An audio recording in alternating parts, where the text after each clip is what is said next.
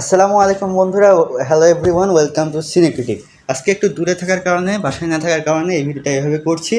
বিষয়টা হচ্ছে যে তুফানের যে টাইটেল ট্র্যাকটা আসছে সেটা আমি কয়েকবার শুনছি, কয়েকবার দেখছিও।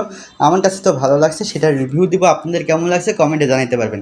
দেখুন, প্রথমত যদি টাইটেল ট্র্যাকটার কথা একটু ভালো করে বলি, তাহলে বলতে পারেন যে টাইটেলে যদি আপনারা চোখ বন্ধ করে প্রথমে শুনেন, শুধু মানে জাস্ট লিরিক্সগুলো শোনেন, তাহলে মনে হবে একটা এনার্জেটিক বা হচ্ছে গুজবাম দেওয়ার মতো, বা দিতে বলতে পারেন একটা হিরোইক যে লিরিক্স থাকে সেরকম লিরিক্স, একটা হিরোকে যেভাবে মানুষের সামনে তুলে ধরবে লিরিক্সের মাধ্যমে, এখানে সেরকমই লিরিক্স আছে।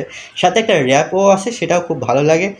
আর বলতে পারেন যদি ভিজুয়ালি বলি, ভিজুয়ালি একটু খেয়াল করে দেখবেন কেজিএফের মেকার যেভাবে তার গানগুলোকে রিলিজ করেছিল, অর্থাৎ প্রসাদ নীল যে স্টাইলে, তারপর থেকে বিভিন্ন সাউথের বিভিন্ন গানেও কিন্তু ওরকম করার চেষ্টা করা হয় এবং তারা অন্যরকমভাবে করে।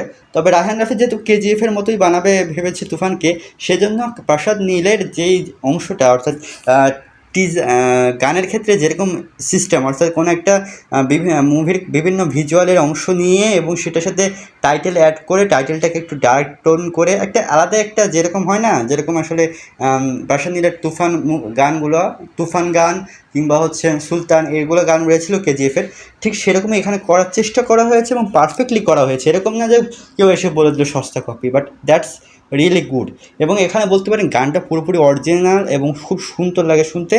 এবং এখানে শাকিব খানের যে লুক বা মুভির বিভিন্ন সিন দেখে এটা বোঝা যাচ্ছে যে শাকিব খানকে এখানে সুন্দরভাবে দেখানো হবে। শুধুমাত্র দুইটা জায়গায় আমার একটু সমস্যা হয়েছে, বলতে পারেন মুভির ক্ষেত্রে। মুভির দুইটা সিন রয়েছে, যেটার মধ্যে একটা হচ্ছে ইটের ভাটার সিনটা, এবং সাথে যদি একটু ভালো করে খেয়াল করেন সেখানে একটা হচ্ছে জনসভার মতো একটা সিন। জনসভাতে যে সমস্যা হয়েছে সেখানে একটু জনসভাটা একটু বেশি হলে ভালো হতো, অর্থাৎ একটু পাওয়ার প্যাক বেশি লাগতো। প্লাস দুইটা সিনেই, অর্থাৎ ইটের ফাটার সিন, বাইটের সিনে একটু কালার গ্রেডিংটা নর্মাল হয়ে গেছে, অর্থাৎ নর্মাল ক্যামেরার একটা সিন হয়ে গিয়েছে, যার ফলে একটু অন্যরকম লাগছে। সেটা যদি অন্যান্য সিনের মতো ভিজুয়ালি ভালো থাকতো তাহলে আশা করা যায় সেটা আরেকটু ভালো লাগতো। যে আপনাদের কাছে কেমন লাগছে সেটা কমেন্টে জাস্ট জানাবেন।